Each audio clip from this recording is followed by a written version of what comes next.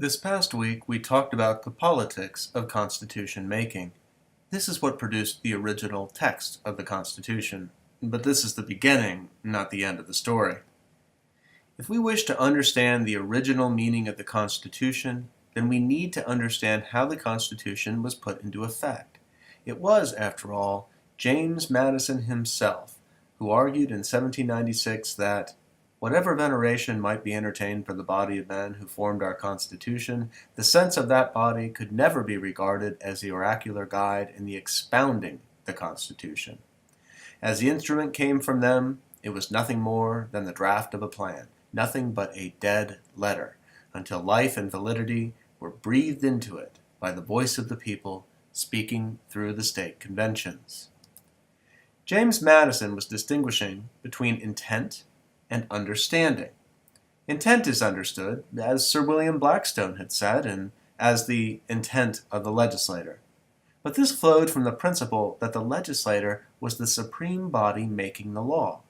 In the case of the Constitution, however, the convention had no legislative authority whatsoever. They could only draft the plan. If it was in fact to be the people's document, then it was the ratifiers' understanding that really matters. This is complicated by yet another fact.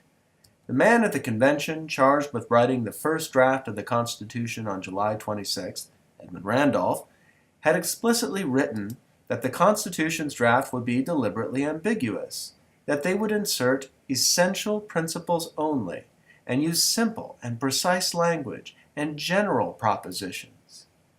This meant that the Constitution would be deliberately ambiguous.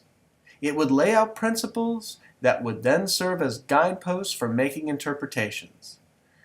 So when people talk about what the founders intended or what the original meaning of the document was, the first question we need to ask in return is, whose meaning? Some simple analytical guidelines are necessary. When we speak of original intent, we are looking to the convention and the framers. When we speak of original understanding, we are thinking about ratification. And when we are putting all this information together, we must also remember the admonition of Pulitzer Prize-winning constitutional historian Jack Rakoff. We must never forget that it is a debate that we are interpreting. Ratification helps us understand this debate, as too does the work of the first Congress in establishing a Bill of Rights. The convention delegates set about putting their names to the document on September 17, 1787. 3 men refused to put their names on it: Edmund Randolph, George Mason, and Eldridge Gerry. Several of the delegates, James Madison key among them, then took the document to New York, where the Congress was sitting. Congress received the document, and Richard Henry Lee then moved that Congress ought to be allowed to amend the document before transmitting it to the states. James Madison objected, arguing that if Congress did so, then the Constitution became a creature of Congress rather than that of a specially appointed convention. This is critical for understanding the constitutional theory that was literally being made up on the spot. Congress was, after all, the only authoritative legislative body above the states. Madison was staking a claim for the Constitution as something new. The convention had not just been some subcommittee of the Congress, but rather a unique body appointed to the special purpose of drafting a constitution. It therefore had its authority outside of Congress. If this was so, then its work could not be amended outside the convention. Richard Henry Lee lost the point, and Congress voted to transmit the document as the convention had written it to the states for approval in specially elected conventions. This was an important detail. Some delegates to the convention had pushed for ratification by the state legislatures. This the Virginian delegation repeatedly rejected on principled grounds. A legislature that accepted the Constitution could also rescind that acceptance. Likewise, to suggest that ratification was an act of legislative will suggested that the Constitution and the national government was subordinate to the states. And so it was that ratification became an act of popular sovereignty, expressed by the people, organized in their respective corporate entities, the states. A final question had risen in the waning days of the convention that were of some concern. What of amending the final document? Part of the reason Edmund Randolph and George Mason refused to put their names to the document was because they wanted to reserve to the state conventions the right to offer amendments or to call a second convention. The other delegates roundly rejected this, but they must have wrung their hands over the consideration. After all, they were invoking the idea of popular sovereignty to get the Constitution past Congress and to elevate the national government above the states. Who knew what the people would do when they were assembled in conventions?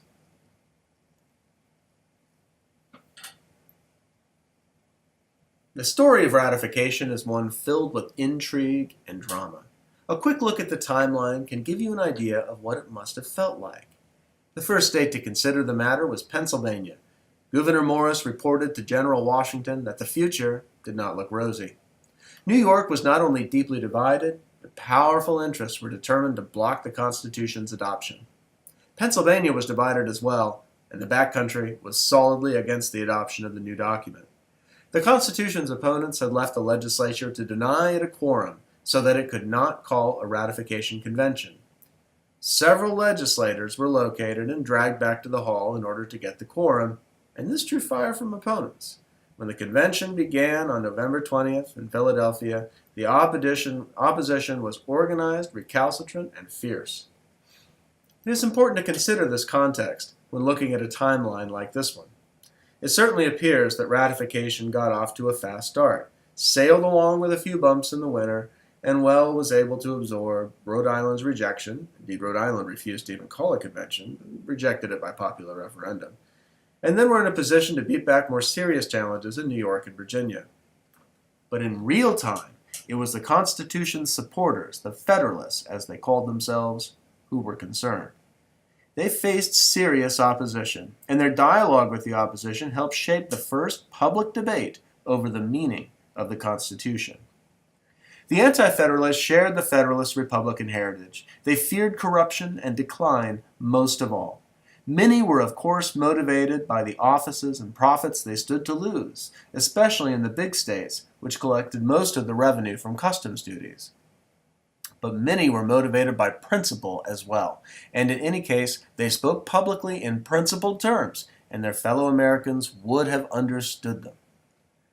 The biggest anti-Federalist complaint, voiced at every single ratification convention and in the newspapers repeatedly, was about consolidation. This engaged the Republican framework by thinking of power as a contest.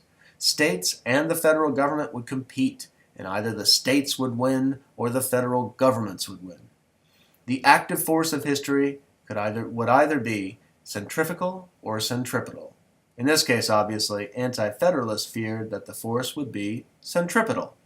The states would simply cease to be. In any case, fears of consolidation were serious for two reasons. First, the national government was taking very real powers of sovereignty away from the states. Second, the Constitution created a federal government that could act directly upon the people. State sovereignty in this formulation was being subordinated only to be destroyed. Anti-Federalists were voicing two assumptions in this argument, both equally important. The first was that sovereignty was an undifferentiated, whole thing. It was an absolute power, and as such, it could not be divided. In fact, the 18th century political maxim that imperium in imperio was a solecism was precisely what the British had invoked when the Americans demanded their natural-born rights as Englishmen. Parliament was either sovereign or it was not. You could not have two sovereign powers within one imperial system. This notion died hard, and if one accepted it, then one would look at the Constitution and imagine that it either created a new sovereign government or it recognized that sovereignty lay solely within the states. Second assumption was the small republic theory of Montesquieu. This closely tracked the classical Republican idea that corruption could only be checked by vigilance, and that large and distant governments could not be thus controlled. The first concerted answer to this intellectual problem came from James Wilson of Pennsylvania, who delivered a public speech on the steps of the Pennsylvania State House in October 1787, before Pennsylvania's Ratification Convention had taken place.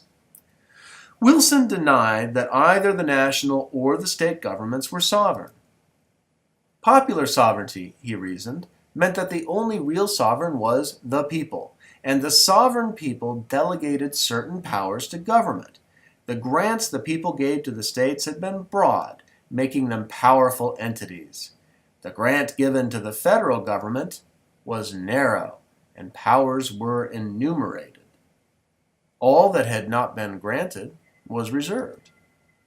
Wilson was not just countering the anti-federalist argument about consolidation here, but also the complaint that there was no Bill of Rights.